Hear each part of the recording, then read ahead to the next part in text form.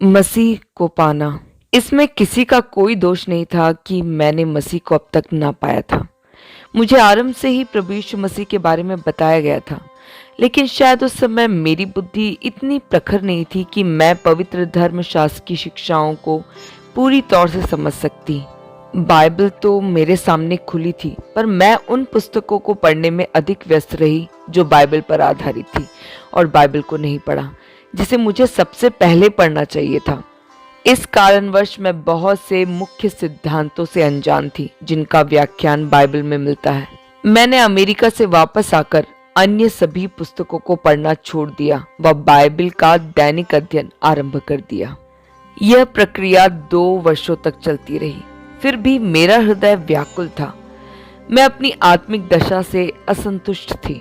एक दिन मैं किसी काम से बम्बई गार्डियन मिशन प्रेस में गई। मैंने वहां मृत्यु से जीवन नामक एक पुस्तक देखी जिसके लेखक थे पादरी हेस्लम। इस पुस्तक का मैंने ध्यान पूर्वक अध्ययन किया, जिसमें उनके मसीही जीवन के अनुभव वर्णित थे। वे चर्च ऑफ इंग्लैंड की एक बड़ी मंडली के पासवान थे और मंडली के हर एक मसीही कार्य में रुचि लेते थे। एक दिन जब वह अपनी मंडली की एक महिला से बातचीत कर रहे थे, तब बातचीत के दौरान उस महिला ने उनसे कहा कि वह बिना नींव डाले एक ऐसी इमारत बना रहे हैं जो कि कभी भी ढह सकती है। उनके कहने का अभिप्राय यह था कि पादरी हेस्लम का जीवन अब तक परिवर्तित नहीं हुआ था और ना ही उन्होंने मसीह में नया जीवन और उद्धार पाया था। मैंने उनके जीवन परिवर्तन व मसीही सेवा के विवरण को पढ़ा। फिर मैंने अपने आप को परखा व जाना कि मेरी वास्तविक आवश्यकता क्या थी। मैंने बाइबल को उठाकर उसमें से कुछ हिस्सों को पढ़ा और मेरे लिए जो परमेश्वर का संदेश था उस पर मनन करने लगी। बौद्धिक रूप से मैं बहुत सी बातें समझ नहीं पाई, पर इस समय तक एक बात मैं जान गई थी कि मुझे सिर्फ मसीही धर्म की नहीं बल्कि मसीह की भी आवश्यकता थी। मेरे मन में अब तक पुराने विचारों की छाप थी। मैं समझती थी कि पाप से पश्चाताप करना और पाप से दूर रहने का प्रयास करना ही पापों की क्षमा के लिए काफी है, और यह कि नया जीवन पाने के लिए बपतिस्मे की क्रिया ही काफी है। मैं यह भी सोचती थी कि जब मैंने मसीह के नाम में बपतिस्मा लिया तो मेरे पाप धुल गए। इस प्रकार के लिए जो कि हिंदू धर्म सोच के समान थे, वे मेरे मन में घर किए हुए थे। बपतिस्मे के बाद कई वर्षों तक मैं यह सोचकर बहुत आनंदित थी कि मैंने ऐसा धर्म अपनाया है जो पुरुषों व स्त्रियों को एक समान अधिकार देता है और जिसमें लिंग, जाति व रूप रंग का कोई भेद नहीं है। इसमें कोई दो राय नहीं थी कि ये सभी बातें बहुत सुंदर थी, परंतु मैं यह बात समझने में असफल हो गई थी कि उसी की ओर से तुम मसीह यीशु में हो, जो परमेश्वर की ओर से हमारे लिए ज्ञान ठहरा, अर्थात धर्म और पवित्रता और छुटकारा। 1 कोरिन्थियों 1:30।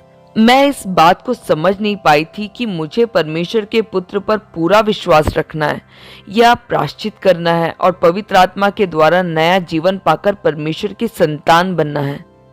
इस विषय और अन्य विषयों पर मेरे विचार स्पष्ट नहीं थे। मैं व्याकुल थी। मुझे यह ज्ञात था कि मैं परमेश्वर से भेंट करने योग्य नहीं थी, क्योंकि मैं पाप के बंधन में थी व पवित्र आत्मा की अगुवाई में नहीं चलती थी। मुझ में अंगीकरण की आत्मा नहीं थी और ना ही मैं इस बात की साक्षी दे सकती थी कि मैं परमेश्वर की संतान हूँ। इसलिए कि जितने लोग परमेश्वर की आत्मा चलाए चलते हैं वे परमेश्वर के पुत्र हैं, क्योंकि तुमको दासत्व की आत्मा नहीं मिली कि फिर भयभीत हो, परंतु लेपालकपन की आत्मा मिली कि जिससे हम हे अब्बा, हे पिता कहकर पुकारते हैं। आत्मा आप ही हमारी आत्मा के साथ गवाही देता है कि हम परमेश्वर की संतान हैं। रोमियो 8:14-16। मेरे सोच विचार या बुद्धि मेरी सहायता नहीं कर पाए कि मुझे क्या करना है। मैंने अपने आप को बिल्कुल लाचार पाया और अंत में मैंने अपने आप को बिना किसी प्रतिबद्ध के उद्धारकर्ता के हाथों में सौंप दिया और उससे दया की विनती करते हुए कहा कि वह मेरी धार्मिकता व उद्धार बने और मेरे सब पापों को दूर कर दे। मेरी उस समय की दशा केवल वे ही जान सकते हैं जो कि पापों के दोषी सिद्ध हुए हैं और जिन्हें परमेश्वर ने उनकी उस पापमय दशा में देखा है। केवल वे ही जान सकते हैं कि जब उनके हृदय में पाप का भारी बोझ उतर जाता है तो वो कैसा अनुभव करते हैं। अपने आप को बिना किसी प्रतिबंध के परमेश्वर के हाथों में सौंपने के बाद के अपने अनुभव का मैं वर्णन नहीं कर सकती। मुझे यह ज्ञात था कि सच्ची दाखलता की शाखा बनने व उद्धारकर्ता प्रभु यीशु मसीह के द्वारा लेपालक पुत्री होने के लिए मैं ग्रहण की गई थी। हालांकि परमेश्वर ने मेरे लिए जो किया उसका वर्णन करना तो असंभव है, फिर भी मुझ पापी से जो करुणामय प्रेम उसने किया उसके लिए मैं उसकी बड़ाई करती हूँ और उसका धन्यवाद देती हूँ। सबसे पहले तो उसने मुझे पाप व उसके भयानक अंत के खतरे, नरक से और परमेश्वर के गहन प्रेम से अवगत कराया, जिसके कारण परमेश्वर ने जगत से ऐसा प्रेम किया कि उसने अपना इकलौता बेटा दे दिया। परमेश्वर ने अपने इकलौते बेटे को हमारे पापों के प्रायश्चित के लिए दे दिया।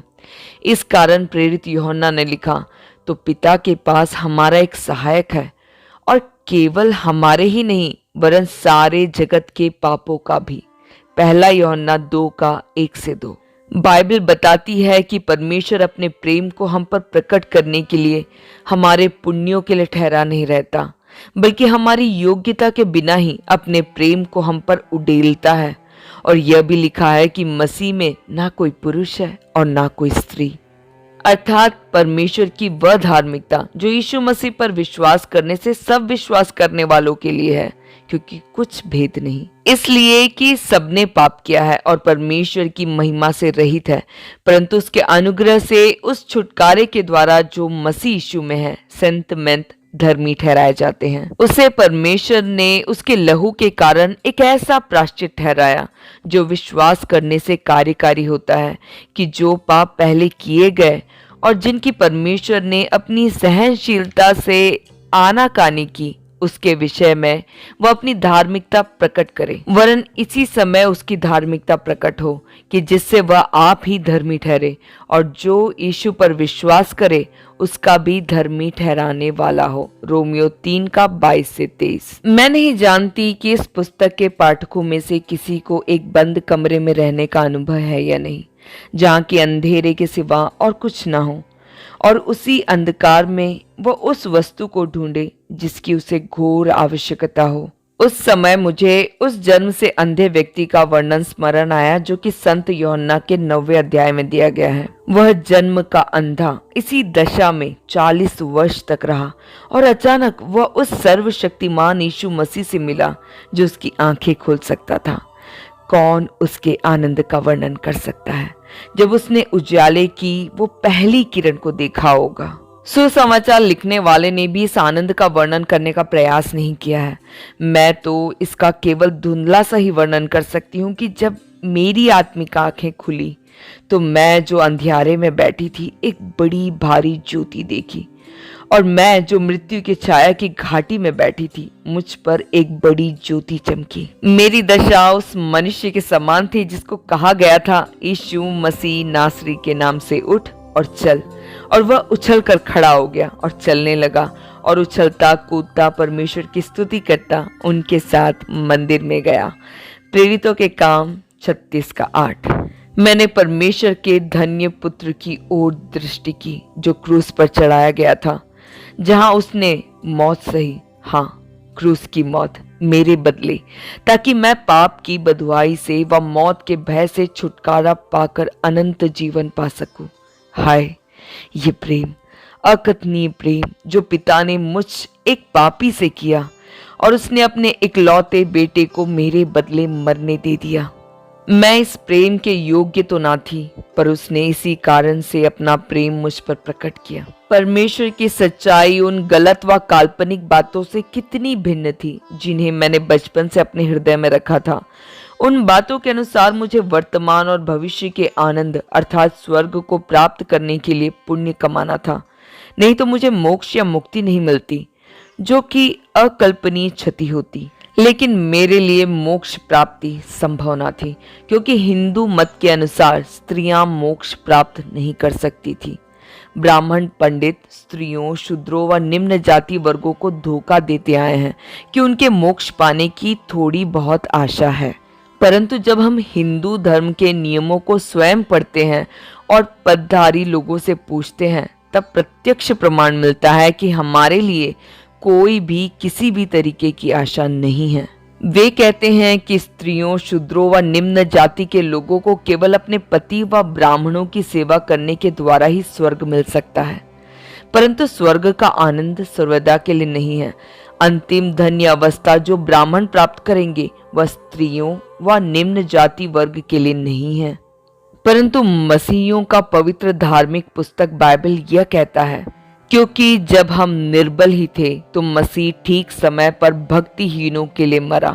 परंतु क्या जाने कि किसी भले मनुष्य के लिए कोई मरने का हियाब करे, परंतु परमेश्वर हम पर अपने प्रेम की भलाई इस रीति से प्रकट करता है कि जब हम पापी ही थे तभी मसीह हमारे लिए मरा। क्योंकि बैरी होने की दशा में तो उसने पुत्र की मृत्यु के द्वारा हमारा मेल परमेश्वर के साथ हुआ, फिर मेल हो जाने पर उनके जीवन के कारण हम उद्धार क्यों ना पाए। रोमियो 5:6-10। जो प्रेम परमेश्वर हमसे रखता है वह इससे प्रकट हुआ कि परमेश्वर ने अपने इकलौते पुत्र को जगत में भेजा कि हम उसके द्वारा जीवन पाए।